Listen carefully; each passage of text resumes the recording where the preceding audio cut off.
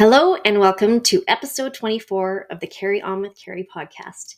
Today I am excited to introduce you to the lovely Rayna Boychuck. Rayna is a clinical hypnotherapist, a women's embodiment coach, and a spiritual mentor.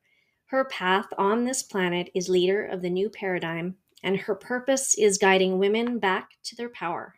Women find her when they simply cannot crack the code to their own divinity. Hello and welcome. Hi, Carrie. Hi. Thank you. Thank you for having me. Yes, thank you so much for being here. Absolutely. I wanted to get into what your path is right now, as far as where you've come, where you started, and if you can just give us a little bit of history about that. So for probably most of my 20s, 30s, and a few years into my 40s, I just found myself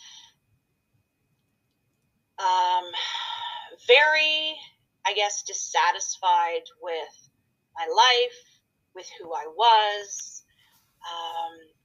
I would say that I was in and out of depression for most of those years.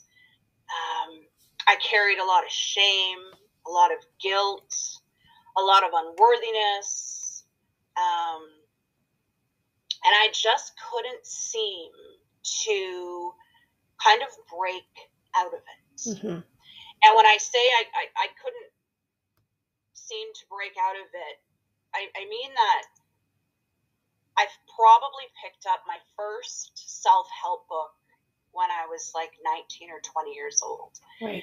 And I can't even keep count of how many that I've read. I've done, the self-help, the journaling, the affirmations, all sorts of different modalities. And it just, I just didn't see that I was kind of gaining any happiness, any peace, any inner peace. Nothing was kind of doing it for me. Mm-hmm. And it got to a point where, I thought to myself, there has to be so much more to life than the way that I'm experiencing it. Right. And I mean, don't get me wrong. I mean, from 20 to 40 is a long time, and I did evolve somewhat over those times, and there were good times, and I did experience some joy and some happiness. But for the most part, I went through my life feeling this really big void. Yeah. And I couldn't put my finger on what that void was. Now, fast forward to today. Yep.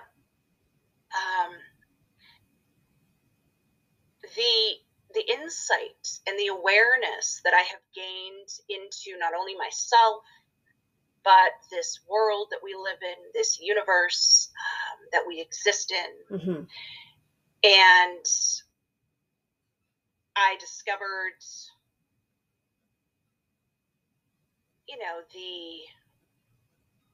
who we truly are. Yeah. Our essence, our spirit. And that's kind of brought me to where I am today and what I do today, I guess. Right. And so leading into that, part of it was would you say you were an overthinker? And do you think that that's part of where that took you at the time? Because I know for me, that's always been my biggest thing. I can think about I can just go off on every thought, Yeah. Yeah. I know, looking back now, I lived in my head. Mm-hmm. I was so disconnected from my body, and I just lived in my head, and I would just have these patterns that I would carry out and these looped thoughts that would come over me all the time. It would riddle me with fear. I would always feel not good enough. Yeah. I was afraid to do things. I thought I had to struggle and force and climb the ladder and do all of this. And And the thing is I was doing all of that, and I was just unhappy, and that void was still there. Right. And well, I can totally relate to that. I think probably a lot of the listeners can. So you got into hypnotherapy and a whole bunch of, like, you actually quite a few different modalities that you're involved with right now. I found it interesting. You had kind of one of the facts you put up here. It was 95% of your behaviors, thoughts, and beliefs and emotions are driven by your subconscious mind from early childhood trauma. Can you explain a little bit about that and what hypnotherapy can do for what it is? Absolutely. Really, I finally just experienced it, by the way, for the first time this year, and it was fascinating to me. Anyways, it's truly fascinating. Yeah. And yeah, I mean, 95%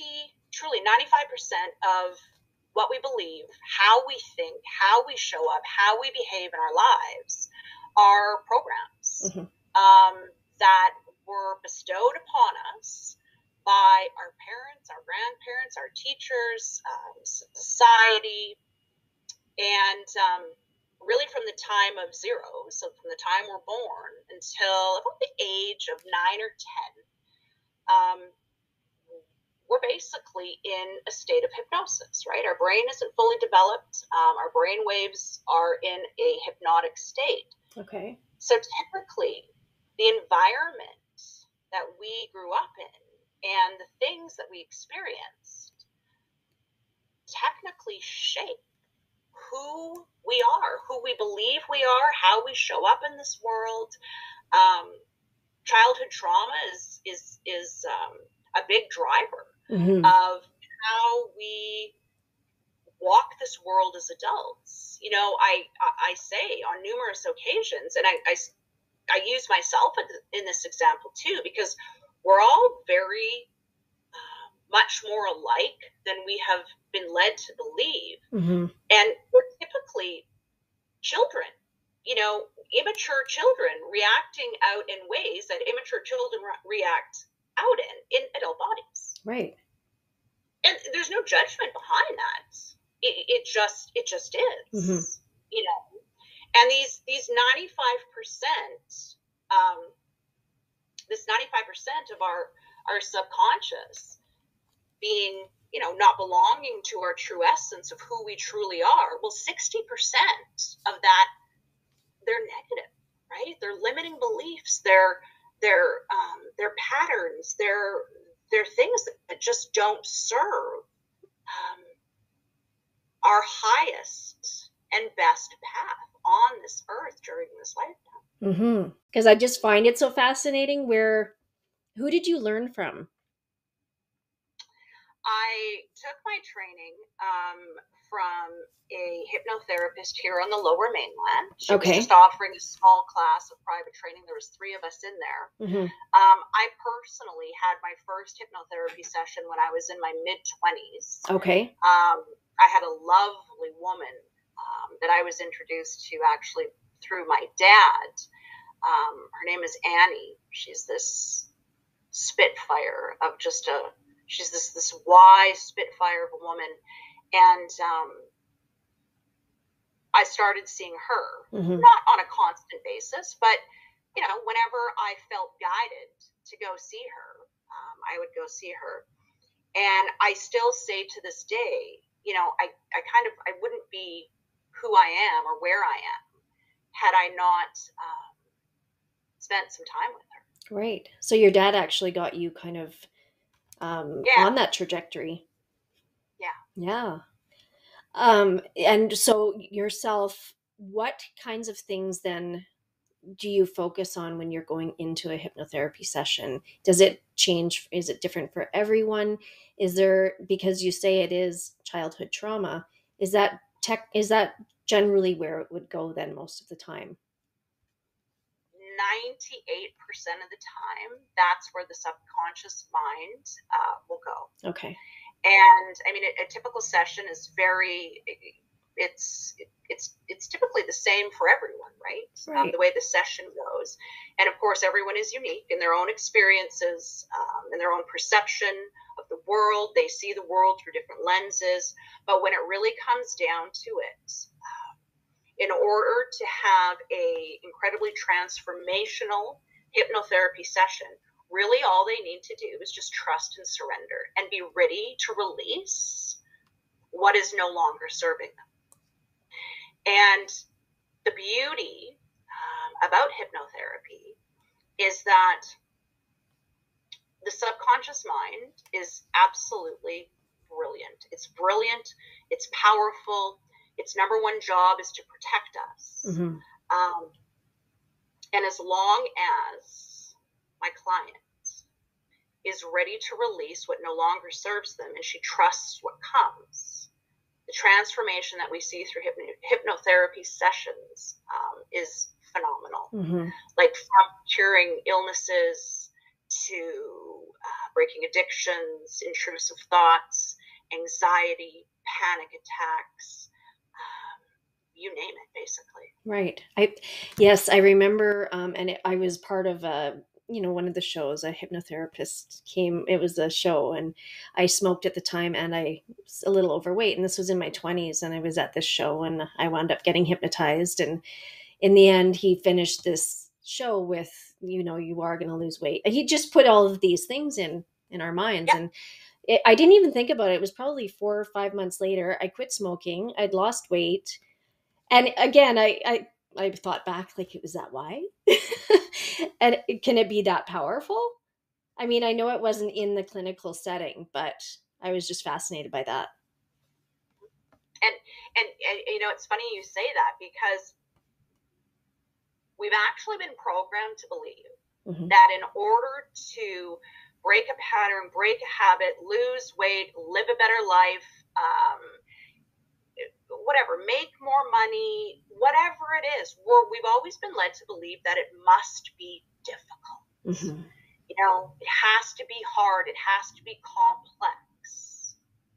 But in reality, the opposite is kind of true here. Mm-hmm. Right. So, I mean, the proof is in the pudding, right? And I think it's a matter of when you can open up your mind to believe that that's even possible. That's the key. Right. Now, when you talk about, I'm having deja vu, by the way, Rayna, big time. This has happened a few times with the show. I'm like, I've dreamt this. Something's, anyways. Well, it's your purpose. Yes. Your purpose is just nudging you, going, you're on the right road, Carrie. Yeah. See, there you go. So addiction. So I guess to explain a little bit about myself as well, I am almost 2 years sober, November 13th. And I'm pretty proud of that, but I do realize it's just, like, you got to stay on top of it and be aware of it. And can you explain, because you mentioned the addictions part of it, how do you do you find a lot of your clients come to you because of these things, or it's something that you find out and it evolves into these, and how do you get them out of it, I guess? They typically come to me with an issue at hand, Mm-hmm. whether it be addiction, anxiety, panic attacks, illness, something. Mm-hmm.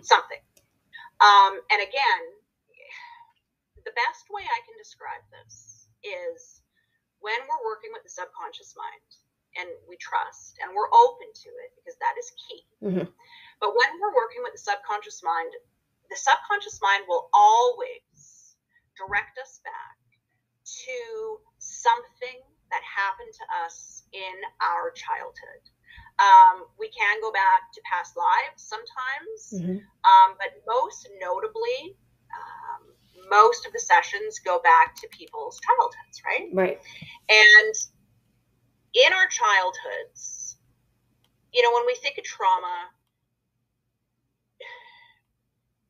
can really be anything, especially when we're these new beings on this planet. We're pure, we're innocent, we're young, we haven't been on this planet very often. We're just learning and we're growing and our brains are developing and our bodies are developing. So something as little as being called up in class when you were in grade 3 and being asked a question, and you getting that question wrong, and kids around you laughing at you. Something just like that, Carrie, can be responsible for the anxiety that you're experiencing today as an adult, or the panic attacks, or whatever it is. And where the beauty comes with hypnotherapy is that the subconscious mind will take us back to wherever we need to go. And in hypnotherapy, what I do, it's called a reframe. So if the subconscious mind takes us back to grade 3, say it takes Carrie back to grade 3 when the teacher asked her a question and she got it wrong and the kids laughed at her and she was so embarrassed and she filled with shame and, all of this stuff. Yeah. What we do in that moment is we go, okay, what did, 7-year-old or 8-year-old Carrie need to happen in that moment? Keeping in mind that the power of the subconscious mind is imagination and emotion combined. Okay. So we go, okay, what did Carrie need in that moment, for her to have the greatest experience ever? Well, she needed to get the answer right. She needed her teacher to, clap and say, you are brilliantly amazing, Carrie. And the kids around her clap. And how does Carrie feel in this moment now? Well, she feels amazing. She feels confident. She's proud of herself. All of these wonderful things. And in that moment, Carrie, that's the moment I kind of call like the golden moment of the hypnotherapy session. What we do is we take that old memory, okay, that old incident that was stuck in the subconscious mind, and we reframe it into something that's positive, powerful, empowering. And when we do that, I tell my clients just to picture this hook coming out of, right, this hook that was responsible for whatever they're battling today. Just that, and that is the best way I can describe how hypnotherapy works. And hypnotherapy. That I love. You just described that. It was, yeah. Thank you, because that made it a lot of sense to me. It's been described to me before, but that really just, the visual, the everything, it makes sense. And it's just even the way you put that is reframed. It can reframe your brain to think the positive, and it's okay that you did have those repressed feelings or feelings of shame and guilt. And, we often think like with everything, it's got to be complicated, like we said earlier, but it isn't. It's really the simple things. It's just as simple as that. Some people look back, well, what happened to me in my childhood that was that traumatic? Well, it could just be that. Absolutely. Right? Absolutely. And we are that powerful to change it. Yeah, just like you can take a bad thought and run with that. You can take the positive. Once you learn how to take those positive thoughts, you can run with that as well. Absolutely. Yeah. Do you have, so some of the other modalities that are you able to do, I guess before I go on, are you able to do hypnotherapy sessions online? Like, do you do a lot of? I do all of them online. Oh, you do it all online. Okay. Yeah. And see, that's amazing too. So somebody, I work with women from all over the world, which is, that's amazing. And the fact that you can be then you're safe and you're in your safe place too. Maybe you're at home and you're feeling comfortable in your surroundings and so there's other modalities though that you are involved in, and can you explain a little bit more about what some of those are? Yeah, absolutely. So I spend most of my time, like I do one-on-one sessions, but as late, it's kind of morphed into more of women's embodiment coaching. I work one-on-one with women, helping them remember who they are, remember their power, master their energetics, move from their mind into their body. And I also do group coaching with women as well, basically concentrating on pretty much the same thing. Right.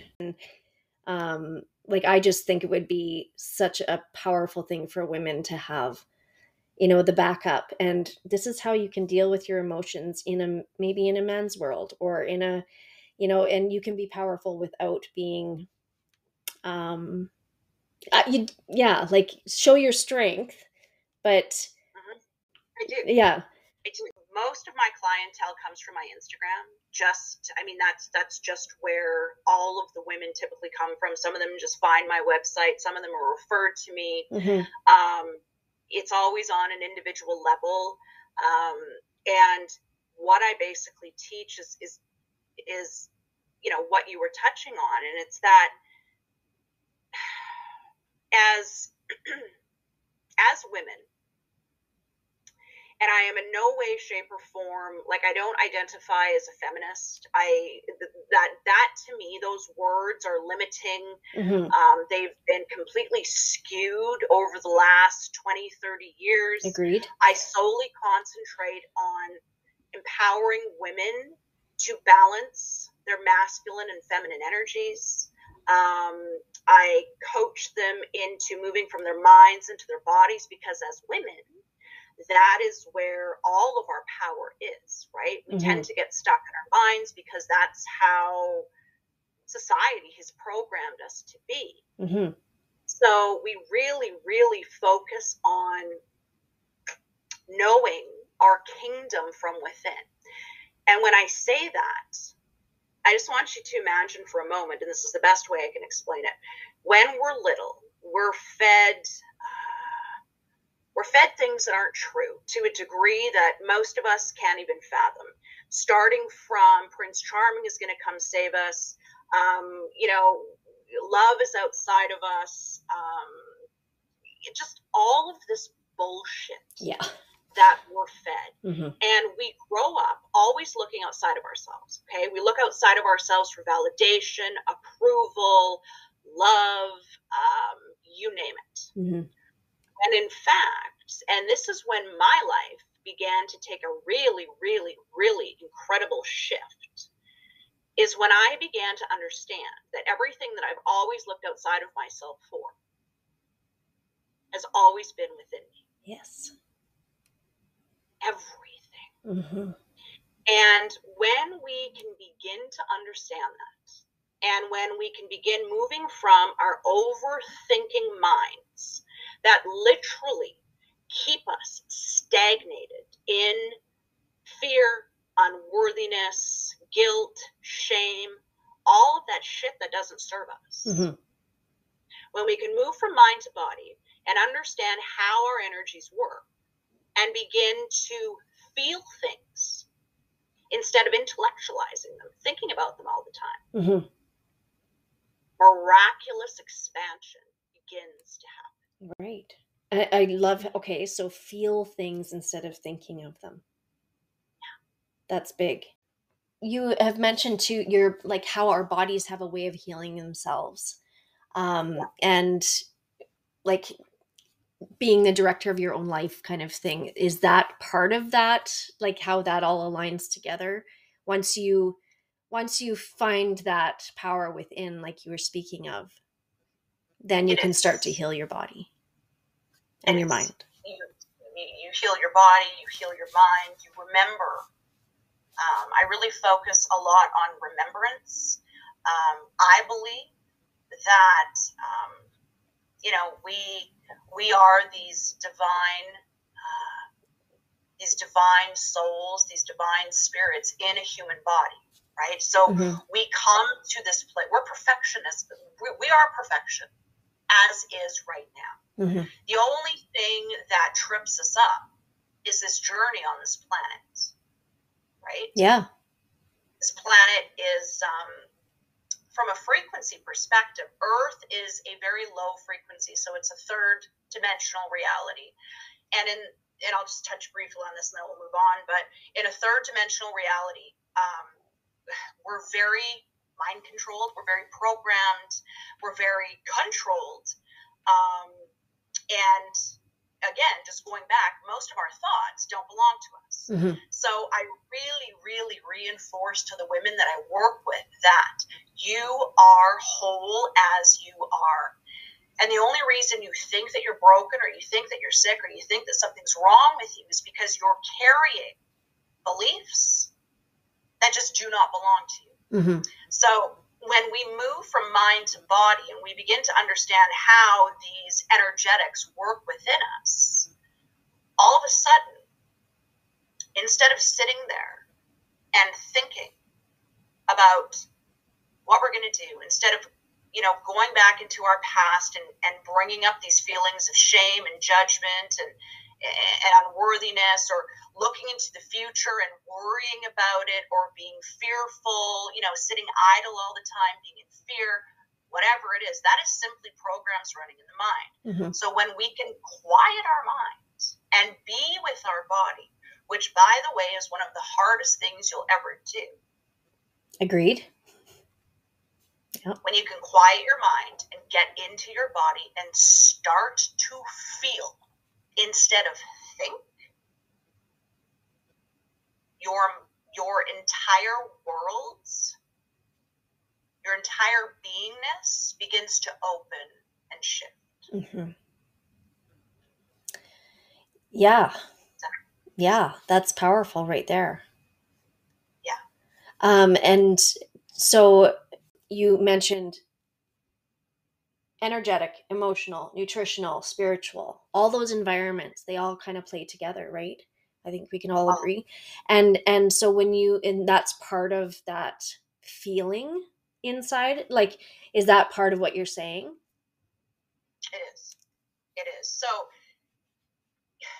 instead of, being in the mind and bringing up, a memory from the past or what have you, and just thinking about it, trying to figure it out. Why did this happen to me? Most women, and I just say women because that's who I work with. Yeah.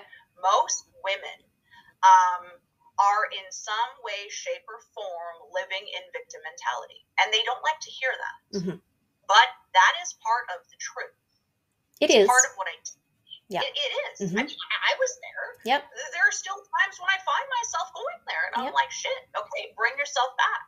Yep, me too. I can totally, I get that too. So the very first thing is, and I teach a lot about sovereignty and living a self-governed life. Mm-hmm. And what those two words mean is that we take 100% radical responsibility for our entire life, past, present, and future.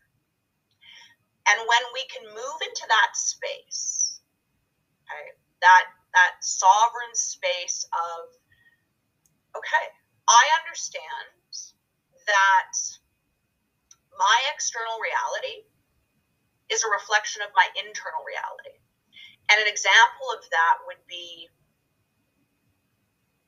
if I no longer carried shame in my body, okay, because I sat with it, I felt it, I loved it, I stopped judging it. Yeah. If I moved shame out of my body, there is no way anyone or anything outside of me could make me feel shame, because I have owned that emotion in myself. I've felt through it. I call it alchemization. Okay. When we feel into our emotions, when we pay attention to them, right? When we bring them forth, especially our shadow aspect. And our shadow aspect is what we don't want to look at. Mm-hmm.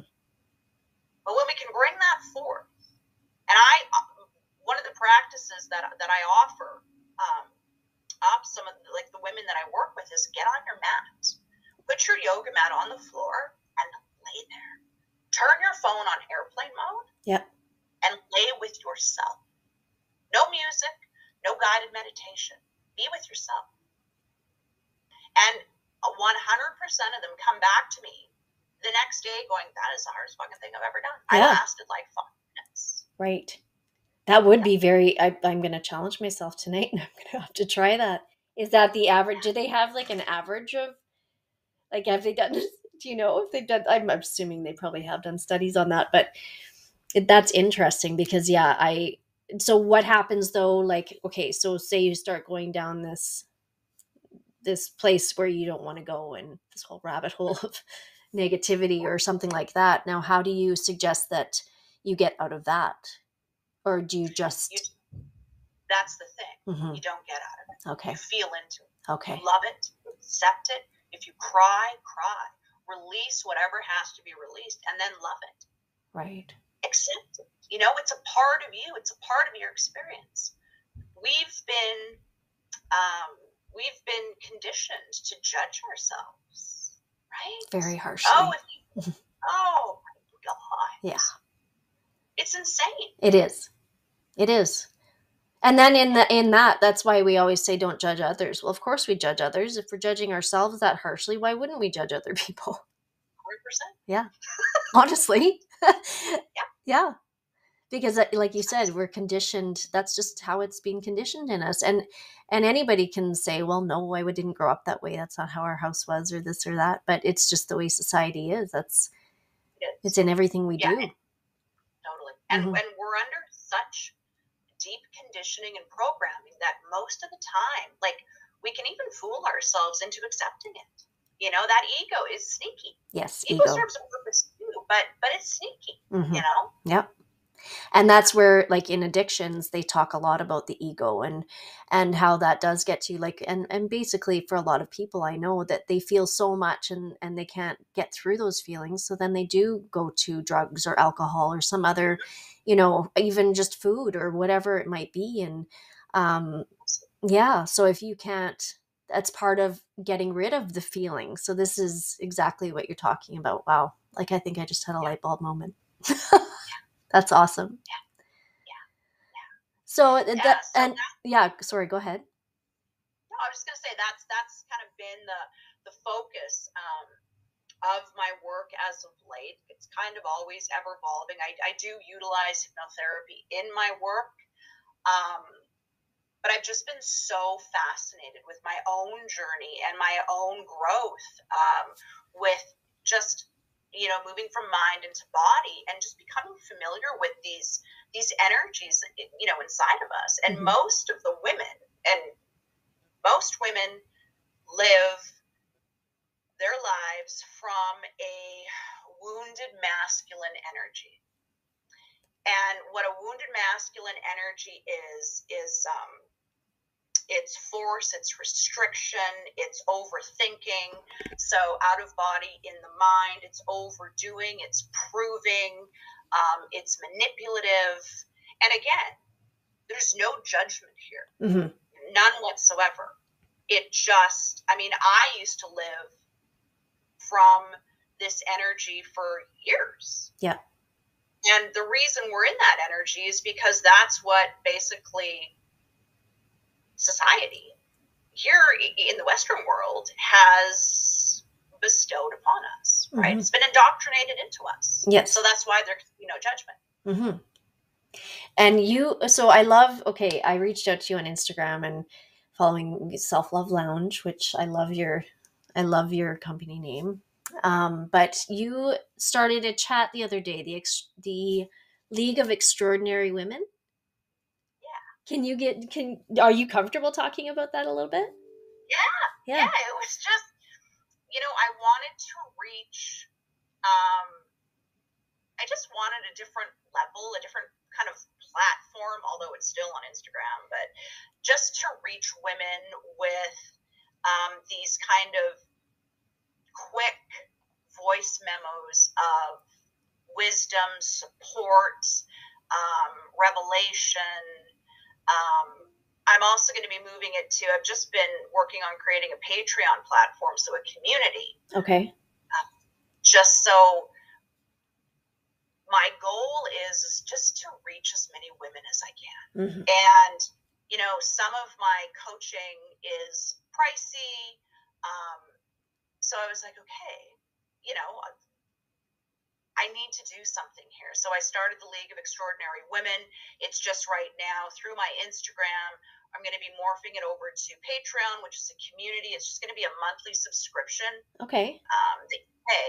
And it has the capability of just live chats, discussions, questions, that kind of stuff. Right. Well, and I love the name. Like, Yeah, I do too. It was empowering just to see that when because I got it in my DMs and I was like, oh, I actually got chills I was like, oh, this is super cool because it does make you feel, it's just a personalized, that you're not like, you are heard, you are seen, that you took that moment to realize, okay, well, this person might need this too, right? And that's partly what I'm trying to do with this podcast is if I get one follower a week, I'm thrilled. Like if one person says, oh, I got something from that, they don't even have to tell me. But if I just would love, and that's exactly what it's about, is just sharing and spreading what could be possible for you. I'm with you on that, Carrie. Yeah. 100%.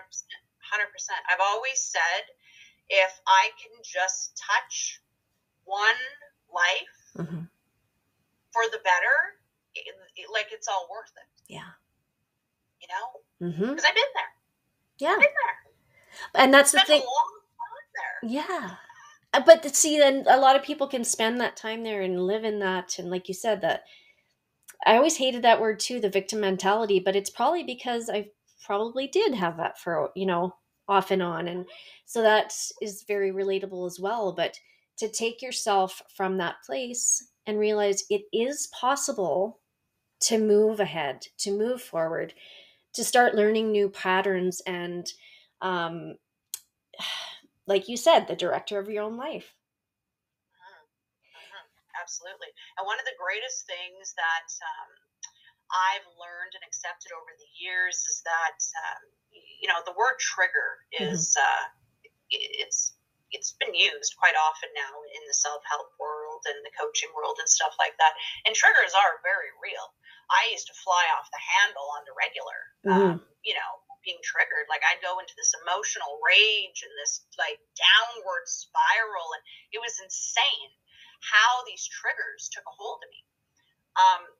But then I came to the realization, I'm like, okay, these triggers, instead of me pointing my finger at the person who was, in my mind at the time, making me feel this way, I was like, wait a minute. I am the overseer of my life, right? I have total control over my life. And a really big turning point, Carrie, that came to me is when, instead of pointing the finger outward, the person who would make me feel a certain way, I would turn it towards myself and get curious and go, where is this coming from? Right. Where is this coming from? Yeah. No other person should be able to make me feel a certain way. So where is this coming from within me? And then I adapted this mindset of these triggers. Like, I'm grateful as for them. I'm like, thank you. Right. You just gave me one of the greatest gifts. I'm going to sit here. It's going to be shitty. I'm probably not going to like what I see. But thank you. Yeah. Because that's when you start to open up and learn and figure stuff out about yourself. And it's triggering by chaos, like the chaos around you, and maybe you get like triggered by noises and you just feel like you're a little bit out of control that way. Maybe you're not in your element, or when your anxiety comes out when you're in a crowd, or you're with people that you're not comfortable with, or for instance doing a podcast and you're not overly confident about it, that kind of stuff. You mentioned that you kind of, can you explain a little bit about that? Yeah. Again, same thing. There is always an underlying reason. Yeah. There's always something under whatever is going on, intellectually, physically. It's not just a random happening. There is a reason under that reason, and they're usually deep.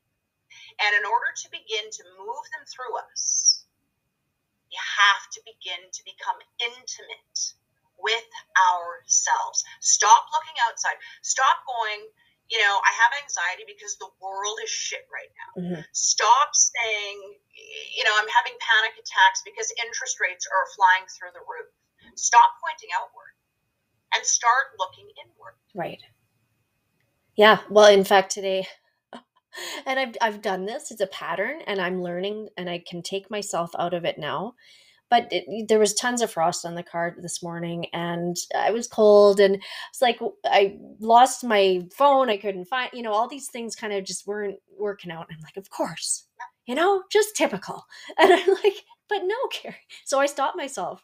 Literally, probably looked insane. I was talking to myself, and I was like, Carrie, smarten up. Like, no, what's happening right now? You're like, and it's reframing that moment and that thought. So I'm, it is possible to learn, okay, this isn't about the frost on the car. This isn't about, it's like, well, maybe, Carrie, this is a reminder to get up 20 minutes earlier, and maybe this could help you. Things like that. Like, I know that's a minor, but that's exactly what it is. It's like being at a traffic light and you're mad at the person in front of you, right? It is. And the thing is that the fact that you were actually aware of that, Carrie, and you actually stopped yourself, like, that's huge. Mm-hmm. It's not minor, it's huge, right? Because most people don't even have that awareness. They just keep on keeping on and then wonder why they had a completely shit day. Right. Yes. And that's those things. I just started my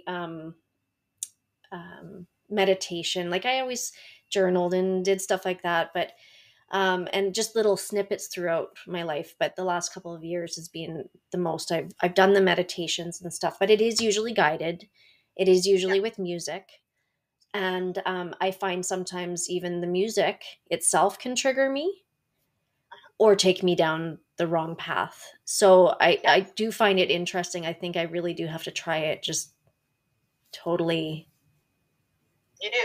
Yeah. And you know what's going to happen? Within the first 30 seconds, your mind is going to be saying to you, well, this is stupid. Like, you could be doing something more productive, Carrie. Mm-hmm. Go clean your oven, go bake something, go, schedule more guests for your podcast. This is dumb. This is too simple. This isn't going to accomplish anything. And then what you need to do is say, shut the fuck up and just sit there. Right. Yeah. Yeah. Yeah. Oh, yeah. This is so great.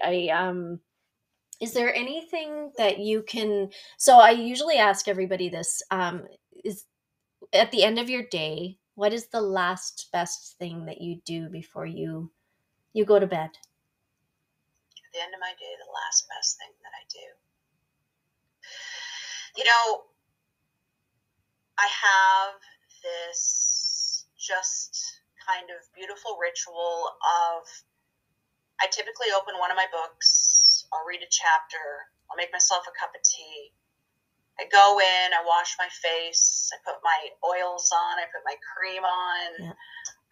I get in my pajamas, I turn my heated blanket on, and I just crawl in and just kind of be with myself. Mm-hmm.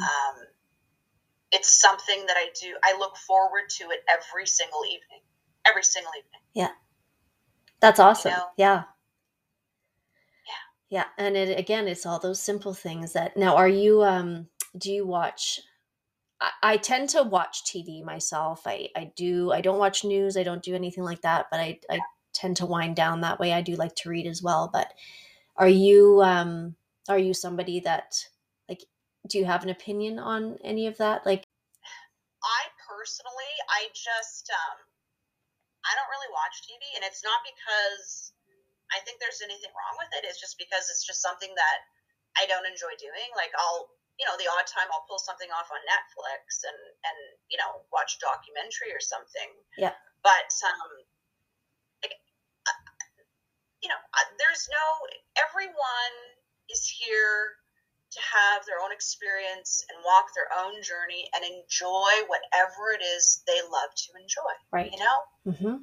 Is there, should you be watching the news? No, I do not watch the news. I do not watch it. Right? Yeah. Because there is, the entertainment industry, it's very slick. Mm-hmm. It's very slick. There's a reason it's called programming. Yeah. Yeah, exactly. Right? Yeah. Yeah. Totally. Yeah, I stopped watching the news years ago, and then there was a little bit with the elections going on just before COVID and all that, and I got into it again, and I realized like right around when COVID started, and I was watching it constantly because I was at home and I was, and I was, what am I doing here again? And so I stopped myself, and I really don't. I just don't. The anxiety that it brings inside me, and I think sometimes am I being Oh yeah. ignorant because I'm not watching it? No, No. that's the purpose. Yeah. That's the purpose is to induce people with fear and anxiety and worry, because when we're so wrapped up in fear and worry and anxiety, well, we can't really step into our power and remember who we truly are. Right. Mm-hmm. Yeah. Yeah. This has just been, I always I always kind of ended that same way, but it's just been so informative, like really relatable. And I love the way you've broken all of this up in such a understandable way. Thank you. Like it just makes so much sense, at least to me. And I think it's going I to love help a lot of others. I love that. Yeah. You know? Yeah. It was like I said, and like you said, I do what I do because I've walked the walk and I found a different way. Mm-hmm. Mm-hmm. And life doesn't have to be hard, and you don't have to suffer. You don't have to fight and claw your way through, and you don't have to be unhappy. On the other side of that, there is so much abundance and joy and power and confidence and radiance. And nothing in the external has to change. It's just you. You have total control over your reality. Right. And that's pretty cool stuff. That's very cool stuff. Yeah. Well, I think that's the perfect way to conclude this episode. And I was kind of mentioned too, I'm not a mental health expert. I just come from a place of love and passion really for all of this, and from the point of view for myself. So to hear all this stuff, it just like, it's so powerful to me. So thank you. I love it. It was an honor. Thank you for inviting me on, Carrie. I truly appreciate it. I really appreciate you accepting my invitation. And is there somewhere then we can, I'll put it up all on the podcast information, but where we can follow you? And yeah, I do. I'm most active on my Instagram account, which is the Self Love Lounge. I have a Facebook account as well, the Self Love Lounge, and I have a website, www.theselflovelounge.com. Right, which is great. I loved it. I love the picture of you on the rocks there. Are you right by the ocean there, or is that what? Yeah, that was in Tofino. Oh, okay, nice. Yeah. Yeah. Well, thank you, Rayna. And if you want to give me a follow on Instagram, I'm at Carry On With Carrie _podcast, and on Facebook at Carry On With Carrie podcast. And then if you feel compelled to follow me on Spotify, I would love just one person a week, like I said. Just sharing and following really can make a difference. And I really appreciate the support. So thank you, Rayna. And I really hope you're on holidays here soon, right? You're heading out of town or something? Yeah, I'm on holidays this whole time. Oh, nice. Yeah, we're nomads. So right now we're on the West Coast for a couple months, and then we're heading down to the U.S. for a few months. Oh, good. Well, enjoy. I will. Okay. I will. We'll talk soon. Thank you, Carrie. Thanks, Rayna. Okay. Take care. Bye-bye. Bye.